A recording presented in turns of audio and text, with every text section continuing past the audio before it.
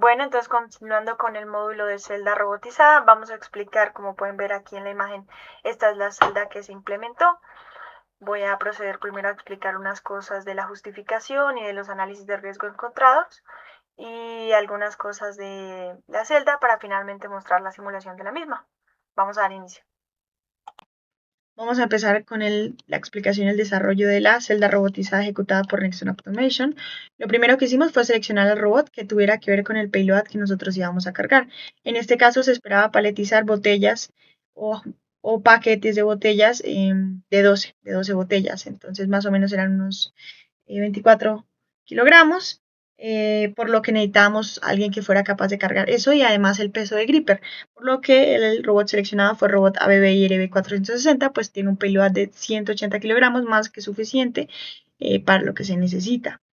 La idea es hacer el paletizado de ese pack de 12 botellas agrupadas con una película de termoencogible.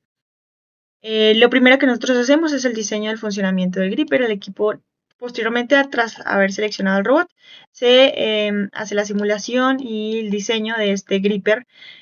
Pensando en su funcionamiento, se seleccionan partes que existan en la vida real, bajadas de 3D parts. Mm, Adicionalmente a eso, pues se hace el diseño de algunas cosas como el acople que va al flanche, que podemos ver aquí. Em, y este armazón que soporta por dentro irían los manifold para las ventosas. Cada una de las ventosas se tienen 12 ventosas, dos placas laterales que serán movidas por unos cilindros de doble efecto, también neumáticos. Entonces llega al aire por una señal, succiona las botellas, pero adicionalmente se cierran las placas ajustando las botellas para que no se muevan a ningún lado. También se tiene en la parte inferior unas ventosas de tipo ovalado. Esto es para poder tomar los layouts que separan cada una de las filas de el acoplamiento o también esta parte, cartoncito en café, es para poder usarlos con el mismo gripper. Entonces es importante resaltar eso, que el equipo Nexon Automation hace la simulación y el diseño desde cero de cada una de las partes del gripper. Entonces, eso. Una vez que se tenga el gripper, se exporta ya. Entonces, teniendo el robot del gripper, lo siguiente que hacemos es acomodar el resto de componentes teniendo en cuenta la norma que el profesor recomendó. En este caso, se acomoda la banda a una distancia prudente que esté dentro del espacio de trabajo del robot y que no se vea demasiado exagerado para llegar ahí. Se acomoda la banda de los pallets para que la ubicación o el espacio para la ejecución del pallet tampoco quede tan alejada del robot. Se posesiona también la estructura que va a contener los layouts o los cartones que dividen cada una de las filas de la matriz del pallet. Y adicionalmente se agrega esta estación de recogimiento junto con el carrito montacargas para llevar pues lo paletizado. Posteriormente a eso se procede a hacer la simulación de toda la línea agregando distintos Smart Components en Robot Studio.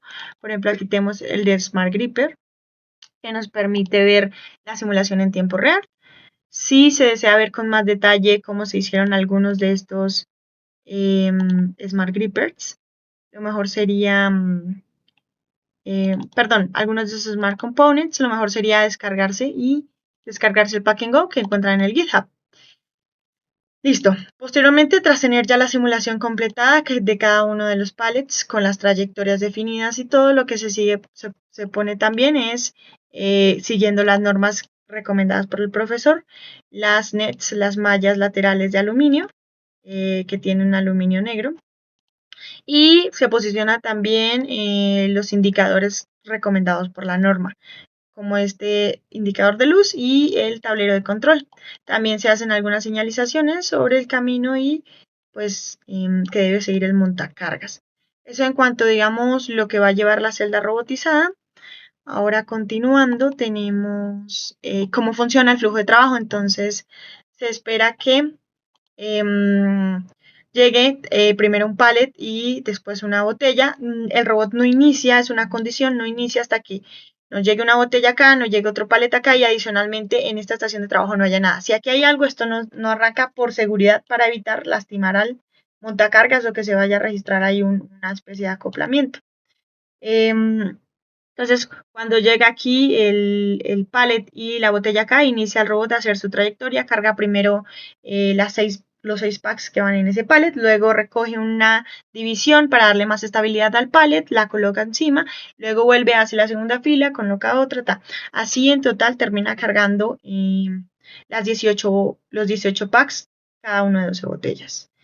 Eso en un tiempo total más o menos de 8 minutos. Ese es, digamos, como el tiempo que tarda. Ahora, lo siguiente que tenemos es un análisis, bueno, cuando ya funcionó todo, lo siguiente que se hizo fue un análisis de riesgos que podría tener esta celda robotizada. Para ello me voy a apoyar aquí un segundito. Entonces, nuestro análisis considera todas las etapas, el alistamiento de producción, la carga, bueno.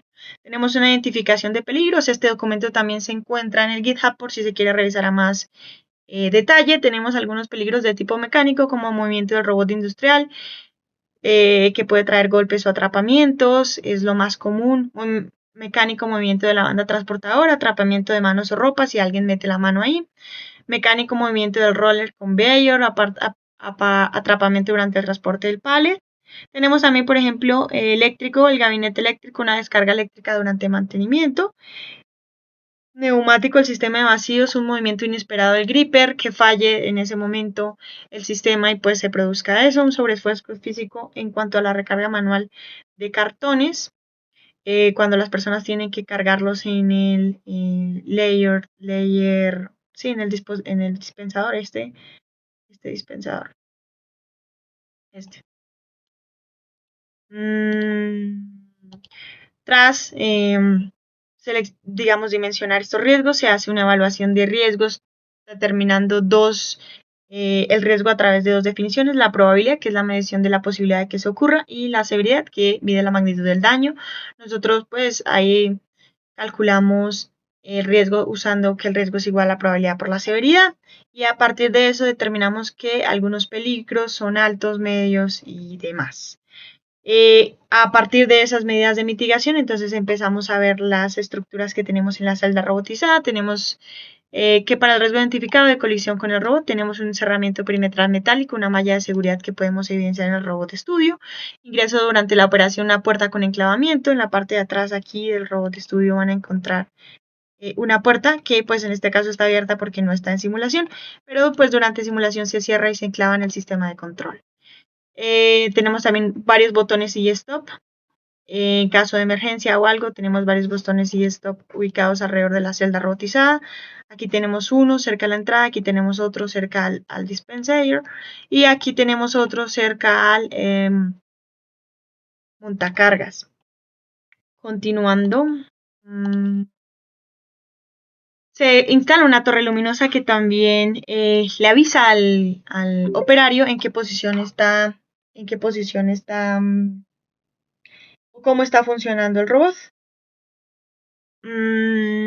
Colisión con montacargas, tenemos una zona delimitada también, no se espera que haya personas por ahí caminando ni nada del estilo.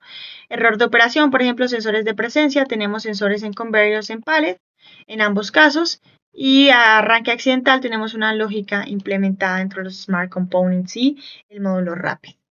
A partir de eso, entonces, se quedan algunos riesgos residuales tras implementar las mitigaciones. En este caso, que el pallet dispenser terminó siendo un riesgo residual bajo después de haber sido alto, y así sucesivamente. El único riesgo que permanece en nivel medio corresponde a la circulación del montacargas, pues involucra que el vehículo industrial será operado por un personal.